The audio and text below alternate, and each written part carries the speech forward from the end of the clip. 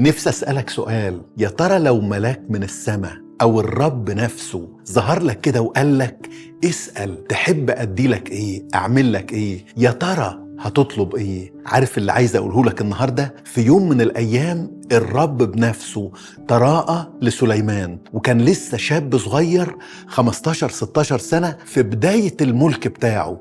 عارف الرب قال له إيه؟ في ملوك الأول أصحاح 3 وآية 5 قال له اسأل ماذا أعطيك؟ تحب يا سليمان أديك إيه وإنت في بداية ملكك؟ عارف سليمان قال له إيه؟ اسمع الكلمات اللي قالها له سليمان. قال له والآن أيها الرب إلهي أنت ملكت عبدك مكان داوود أبي وأنا فتى صغير لا أعلم الخروج والدخول. أنا لسه صغير يا رب. طب عايز إيه يا سليمان؟ عارف أي شاب كان يطلب إيه؟ أنت عارف. يكمل يقول له إيه؟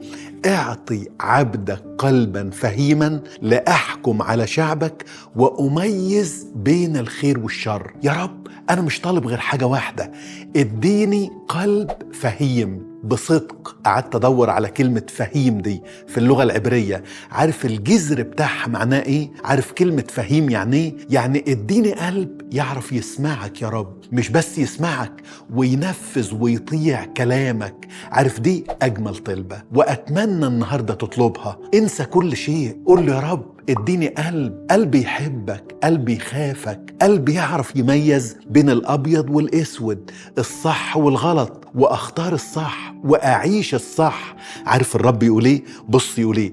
فحسن الكلام في عيني الرب. الرب اتبسط لما لقى شاب بيسأل كده. شوف يقول له ايه لما الرب اتبسط؟ قال له ايه؟ قال له فقال الله من أجل أنك سألت هذا الأمر ولم تسأل لنفسك أياما كثيرة، يعني مش ما سألتش عمر طويل، ولا سألت لنفسك غنى، ولا سألت أنفس أعدائك، بل سألت تمييزا لتفهم الحكم.